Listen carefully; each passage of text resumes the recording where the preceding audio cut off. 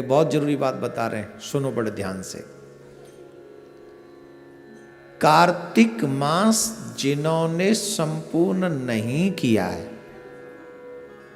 जिन्होंने किया है वो तो ठीक है, जिन्होंने नहीं किया वो सुनो आज।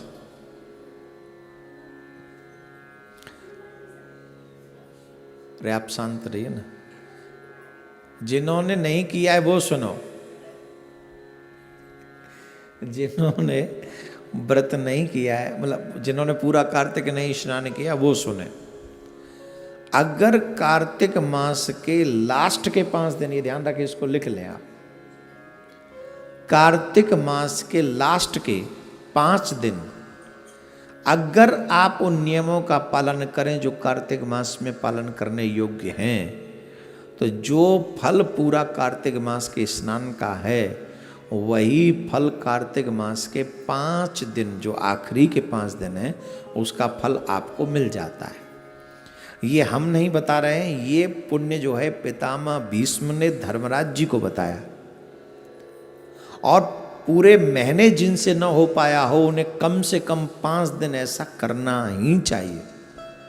ये कार्तिक मास अपने आप में बड़ा पवित्र पुनीत है, और मैं तो कहूँगा आप भी कीजिए और अपने बच्चों से भी करवाइए, क्योंकि आप हैं तो अभी बच्चे कर लेंगे, कल को शायद आपके बच्चे न करें, समझ ही नहीं पाएंगे, इतने मॉडर्न हो जाएंगे, इतने वो हो जाएंगे, शायद न कर पाए। आप कीजिए, मैं बताता हूं नियम क्या। वैसे तो 5 के 5 दिन व्रत करना चाहिए, ब्रह्मचर्य का पालन करना चाहिए, क्रोध का त्याग करना चाहिए। मैं ये शॉर्टकट में बता रहा हूं जिससे वीडियो छोटी बने और आपको सब तक पहुंच जाए। 5 जो दिन है वो कब से प्रारंभ होंगे? देव उठनी एकादशी से, और पूर्णिमा तक वो 5 दिन कंप्लीट होंगे। देव उठनी एकादशी से पूर्णिमा तक आपको ये व्रत करना है। और देव उठनी एकादशी कब है जी?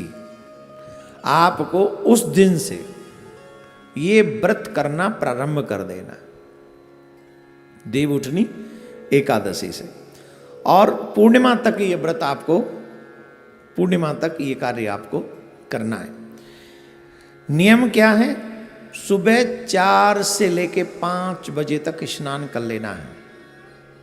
सुबह 5 में थोड़े कलयुग के लोग हैं इसलिए ले जा रहा हूं, नहीं तो 4 बजे तक स्नान हो जाना चाहिए, और 4 से 5 तक स्नान आप कर लीजिए।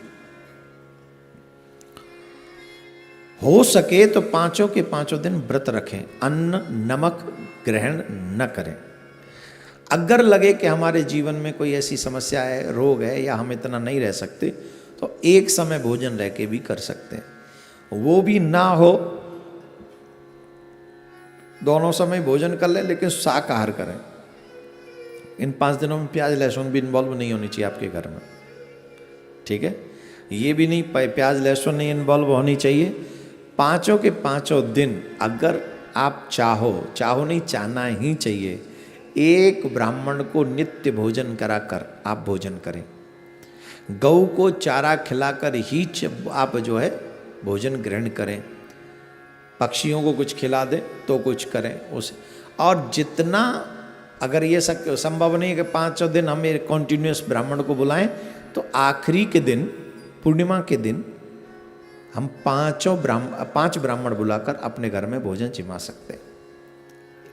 पर डे करने की बजाय हम एक दिन में ही कर सकते हैं। ब्रह्मचर्य का पालन अवश्य करें। ये 5 दिन जो है पितामह भीष्म ने धर्मराज जी को बहुत बड़ा उपदेश दिया था। ये उपदेश 5 दिन तक चला था। ध्यान से सुनना, ये उपदेश पितामह भीष्म ने धर्मराज जी को दिया था, और धर्मराज जी को ये उपदेश 5 दिन चला था, और पितामह भीष्म आजीवन ब्रह्मचारी थे, ये आप सब जानते हैं। और इसीलिए भगवान श्री कृष्ण ने ये कार्तिक मास के ये 5 दिन जो हैं, यही 5 दिनों में उन्होंने ये उपदेश दिया था। तो ये 5 दिन पितामह भीष्म को श्री कृष्ण ने अर्पण कर दिए, और कहा कि आज से कार्तिक मास के आखिरी के 5 दिन जो भी व्रत करेगा, जो भी इन नियमों का पालन करेगा, जो फल पूरे कार्तिक के स्नान का मिलता है वो फल उनको इन 5 दिनों में मिल जाएगा।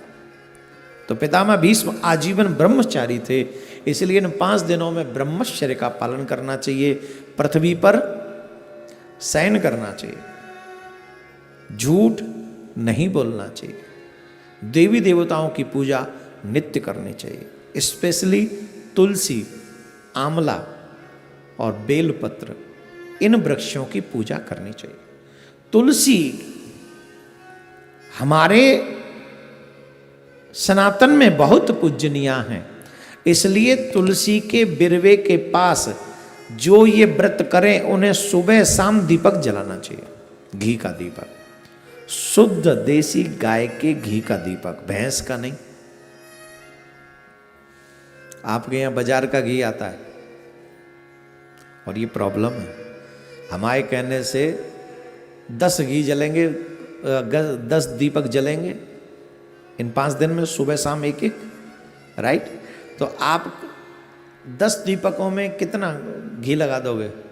200 ग्राम, 300 ग्राम, इससे ज़्यादा तो नहीं। 300 ग्राम नहीं, 200 ग्राम ही घी ले आओ, लेकिन वो शुद्ध लाओ और तुलसी मैया के आगे सुबह शाम वो दीपक जलाओ। बाद में एक दीपक मंदिर में भी जाके जला सकते हैं आप।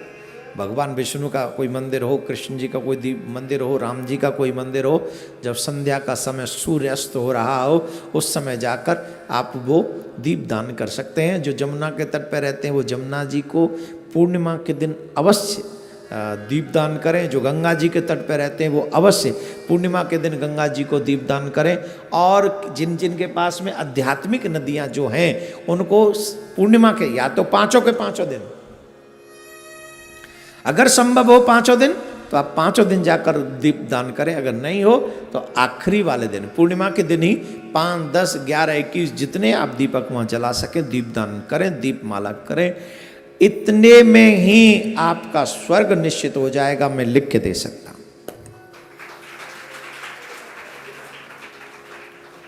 जिनको स्वर्ग जाना है वो कर लें कार्तिक मास के 5 दिन, आखिरी 5 दिनों में ये कार्य आपको स्वर्ग मिलेगा।